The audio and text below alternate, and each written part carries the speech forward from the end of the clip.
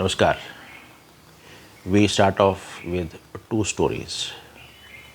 The first is of a man who walks to the nearby pond and sees his reflection.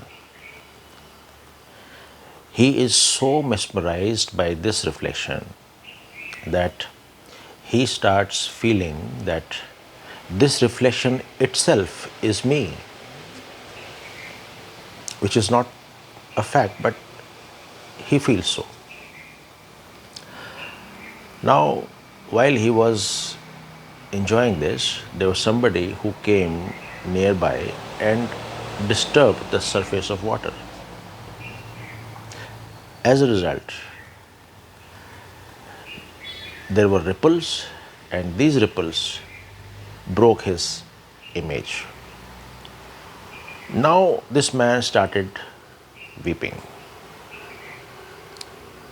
saying,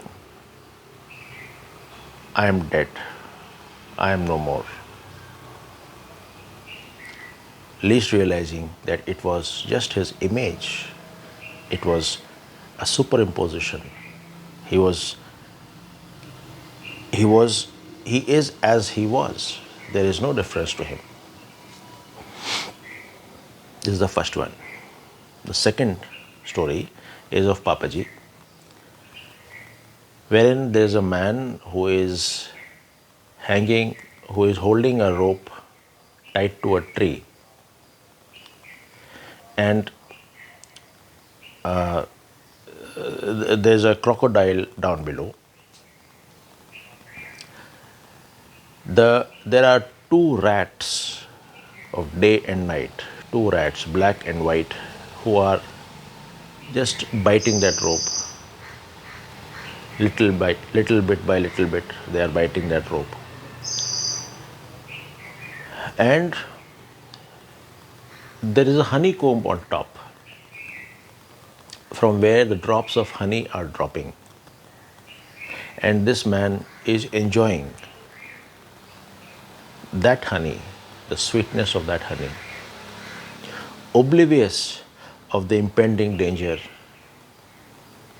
being posed by those two rats of day and night who are cutting his rope, his life, his cycle of breath. He is oblivious to it. And he is also oblivious to the crocodile down below, the inevitable death, the yam. So these two stories is a reality of majority of us staying in this world today. We create an image for ourselves, and we are very happy with that image. Now, when the supply of this honey from top, when this stops, when this ends, that is a time we are in a state of deep shock and intense fear. Now what? Because the image that was crafted very carefully by us, the pleasure has stopped from that image. And gradually, those two rats also, they succeed. And now this man is he is falling from that tree. He can see this crocodile down below. It is just a matter of a few seconds, and he will be in the crocodile's mouth. This time, between leaving that branch to coming into the mouth and ultimately the stomach of crocodile, this time is of intense fear.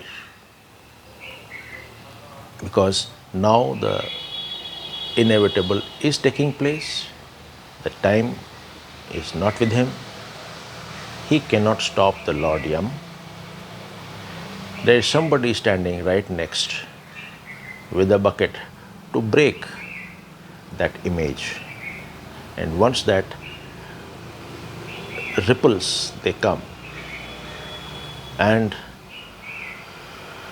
that reflection is broken, that is the end. It is upon us to either live a life of fear or live a life of happiness, carefreeness, and pleasure. Even while we are hanging, we are holding that rope of samsara, or when the rats have succeeded and we are about to fall, whatever the time, irrespective of time, we can be in a state of permanent happiness, or we be the way this man he was when he was holding that rope and enjoying that honey. When we have access to the loads of honey, to the storehouse of honey, why should we look for the drops of honey? This choice has to be made by us. There is nothing to fear, there is nothing to worry. Only thing is we have to reorient ourselves, our focus, and be happy. Thank you.